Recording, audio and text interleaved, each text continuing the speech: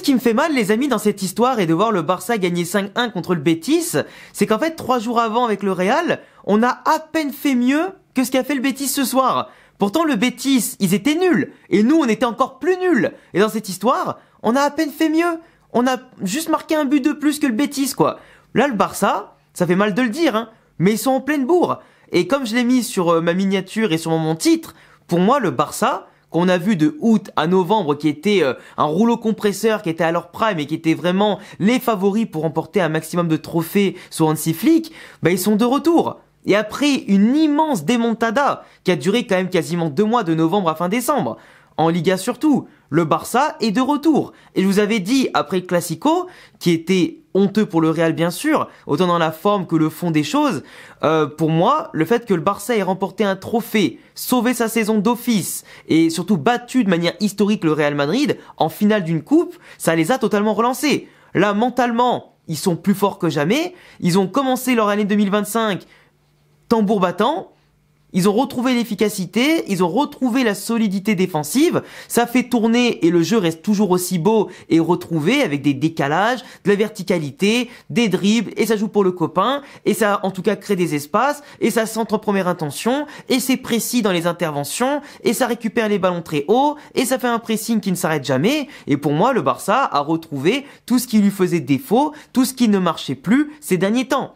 Et vraiment, le football, c'est une affaire de confiance, une affaire de régularité et une affaire de discipline. Et le Barça a retrouvé tout ce qui lui manquait ces derniers temps.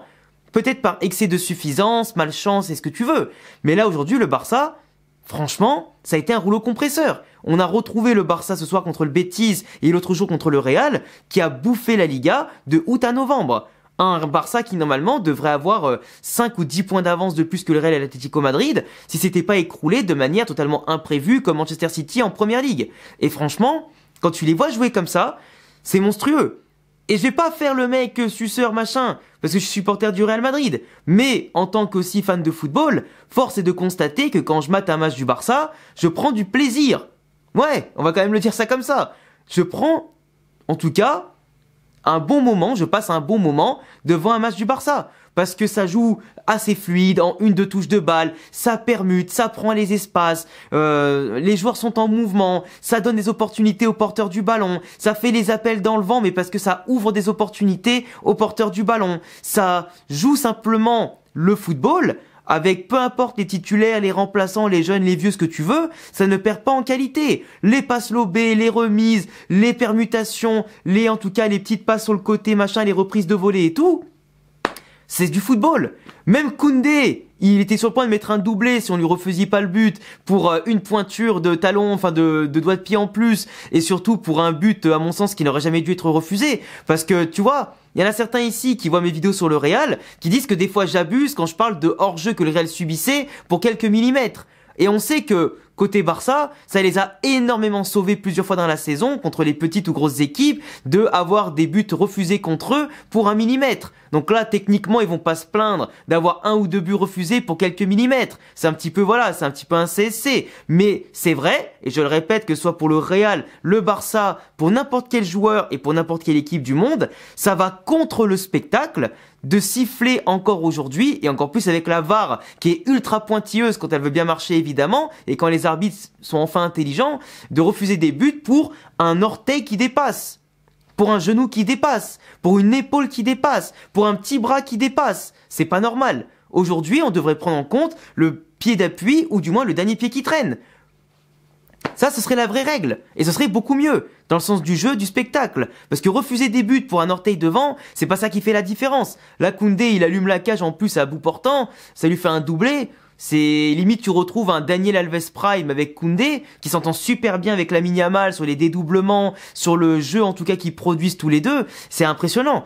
Mais c'est vrai que Koundé, tu vois, d'ailleurs pour rester sur lui vite fait, il prend une dimension ce mec depuis qu'il s'est installé au couloir droit et depuis qu'il s'est décidé à changer de poste et globalement à mettre ses qualités au service du collectif et dans le bon sens du jeu. Mais si ça lui arrive de laisser des fois des espaces dans son dos comme n'importe quel latéral qui monte et après quand l'équipe se fait prendre un revers sur des relances un peu propres de l'adversaire et certains schémas préférentiels de passe assez intéressantes ou des longs ballons en tout cas comme ils aiment bien faire en général en contre sur transition rapide pour battre le pressing pressing du Barça qui est très très très incisif, mais à part ça, sur les prises de balles, les centres, les opportunités qu'il donne, et en plus maintenant s'il améliore la finition, un peu comme Baldé qui a montré ça contre le Real l'autre jour, c'est des armes létales que le Barça peut avoir, autant à la passe qu'à la conclusion.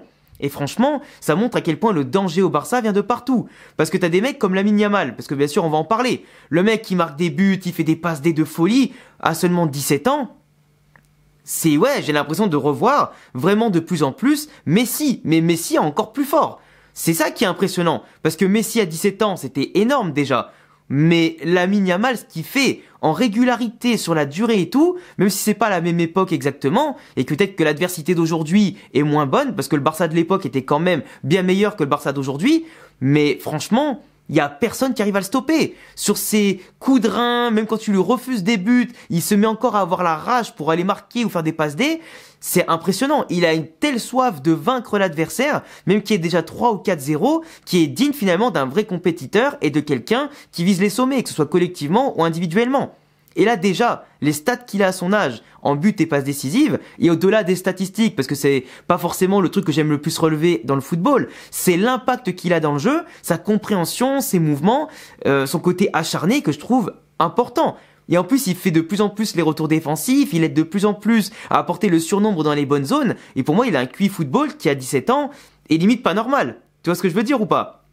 Et franchement, c'est impressionnant. Et même, il a une facilité pour éliminer sur le but de Rafinha quand il venait de se faire refuser son but juste avant. Le mec, il prend la balle, il court sur 20-30 mètres, il te fait un crochet, mais comme si le mec, il y avait personne en face. Le gars, il a fini le cul par terre et ça enclenche le but de Rafinha, c'est magnifique. Et tu vois que même s'il ne marque pas, ok, il peut s'énerver, il peut être un peu frustré, mais après, il se remobilise tout de suite. Et en fait, il va tout de suite galvaniser les autres, leur montrer qu'il faut encore plus y aller, parce qu'il y a plein d'équipes à 2-3 buts d'écart qui s'arrêtent. Lui, il continue, tu vois. Et justement, ça aide encore plus l'équipe du Barça à être un rouleau compresseur, qui ne le sont déjà. C'est impressionnant. Et Rafinha, tu vois, il profite aussi, évidemment, de cet élan, des espaces créés par Lamine Yamal, les caviars aussi qu'il peut lui donner. Et franchement, tu vois, les deux se complètent à merveille et tirent le Barça vers le haut en montrant l'exemple, en fait. Et quand il marque des buts ou qu'il donne des bons ballons sur des passes D quand le Barça en a besoin, ou en tout cas quand il montre que le Barça est inspiré et que les autres collègues arrivent à suivre le niveau de ces deux monstres, qu'est-ce que tu veux qu'il leur arrive ? Même Ferran Torres, quand il rentre, il plante une demi-volée. À un moment donné, tu dis, il y a rien qui peut leur arriver. Dani Olmo, qui vient d'être inscrit, du coup, l'autre jour, qui a certes pas eu un gros impact sur le Classico, mais en tout cas aujourd'hui, il commence passe D, il en fait une autre après derrière pour Ferran Torres.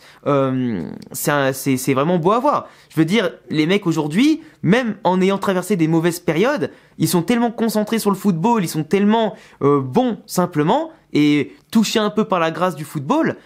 Ça peut que bien se passer quand le collectif est aussi huilé et que tout le monde se sent impliqué.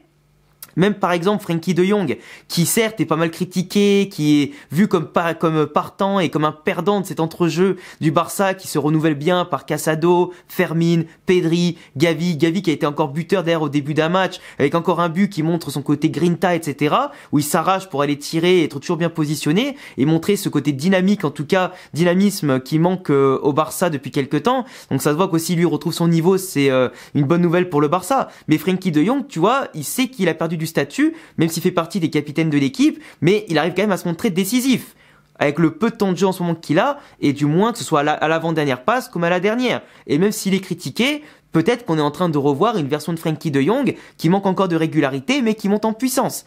Et un Barça qui a des titulaires et des remplaçants qui font la diff, avec une rotation qui est efficace, ça peut faire mal jusqu'à la fin de saison.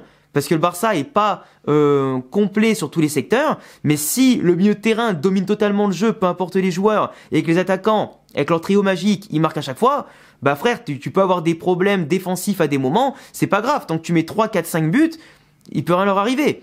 Et comme je te dis, les mecs qui mettent des frappes de 20 mètres, même si c'est moins que des moins bons tireurs qu'au Real Madrid, tu vois, le danger vient de partout, contre les défenses regroupées, sinon après ils passent par-dessus, ça fait des petits 1-2, ça part en profondeur, les appels croisés, tu vois, ils ont des schémas tactiques, le Barça, et de jeu qui sont tellement variés, qui sont imprévisibles. Et c'est vrai, comparé au Real Madrid, où nous on est trop prévisibles, au Barça, tout le monde participe, et tout le monde peut être autant à la construction qu'à la finition. Et c'est comme ça que tu gagnes un match.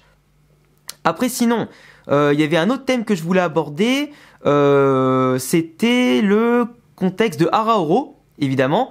Araujo qui du coup apparemment ne serait pas donné partant pour la Juventus, comme de base c'était convenu avec l'accord qu'il y a entre le joueur et le club italien, parce que Christensen s'est blessé pour 5 semaines. Pas Christensen, Inigo Martinez, pardon. Inigo Martinez qui avait pris la place titulaire en l'absence de Christensen justement et de Araujo, et avec Cubarsí ça se passait super bien. Même si Inigo Martinez c'est pas un joueur voilà qui te fait plaisir à voir, c'est pas le joueur le plus beau à avoir joué au football, c'est pas le meilleur défenseur non plus, c'est pas le plus rapide, etc. Mais il faisait le taf. Et en fait Araujo aujourd'hui avec la blessure de Inigo Martinez, moi je vous dis c'est un mal pour un bien, parce qu'au final il va rester. Même s'il a un salaire voilà assez important, que peut-être le Barça voulait se débarrasser, peut-être qu'ils aimaient pas son attitude sur certains points. Et je sais très bien qu'il y a beaucoup de supporters du Barça qui ont eu envie de le jeter depuis le carton rouge contre Barcola et le Paris Saint-Germain, qui avait coulé le Barça en Ligue des Champions, et en plus avec sa blessure, il savait pas à quel niveau il allait revenir. Mais tu vois, on avait aujourd'hui un Araujo qui était quand même assez saignant, assez comment dire... Enfin, je dis saignant, c'est vraiment saignant dans l'intensité, je veux dire, hein, parce qu'il a pas fait de faute ou quoi. Mais ce que je veux dire, c'est qu'il est très puissant, il est rapide, il anticipe, et pour moi, il est rassurant quand même. C'est un mec, tu vois, qui va beaucoup apporter au Barça, et je suis prêt à parier que, tu vois, son faux transfert à la Juventus et le fait qu'il va rester, et il va sûrement se réimposer dans cette défense, il va apporter beaucoup de choses et de stabilité, tout comme je pense qu'il peut être décisif sur des matchs importants dans les compétitions et les matchs qui vont compter. Vous reviendrez sur cette vidéo pour me dire plus tard dans la saison si vous voulez, mais je suis persuadé qu'il fera des actions décisives pour aider le Barça à remporter des matchs et pourquoi pas des trophées.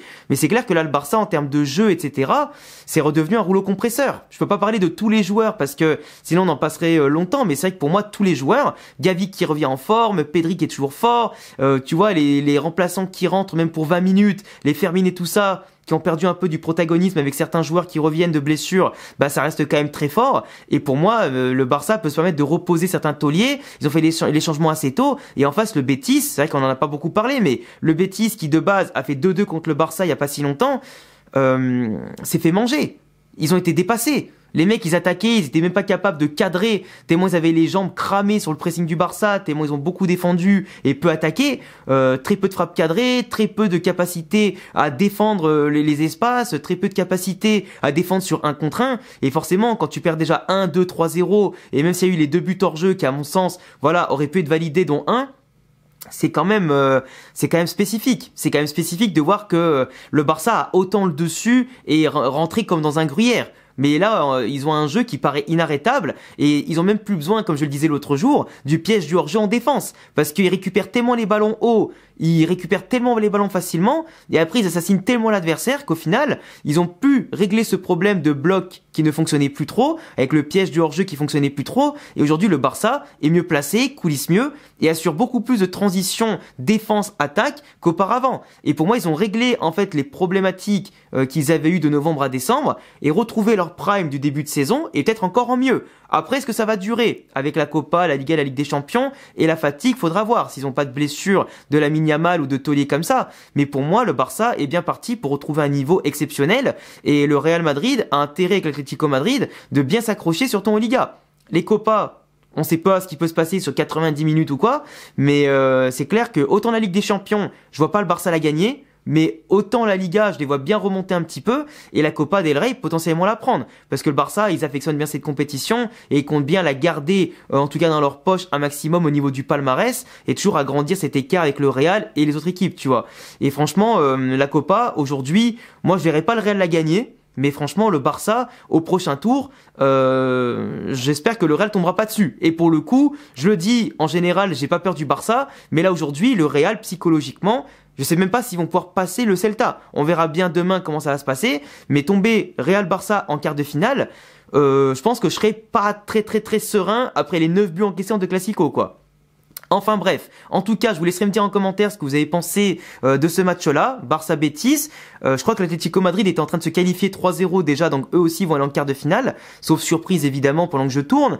Mais je vous laisserai aussi me dire ce que vous pensez de ma vidéo, et puis abonnez-vous, que vous aimiez le Barça, le Real, ou n'importe quelle équipe espagnole ou de football en général. Ici on parle de tout, le cœur ouvert en tant que fan de football avant tout. Et puis je vous dis à très vite, dont demain, pour le débrief Real Celta, et pour d'autres vidéos. Ciao!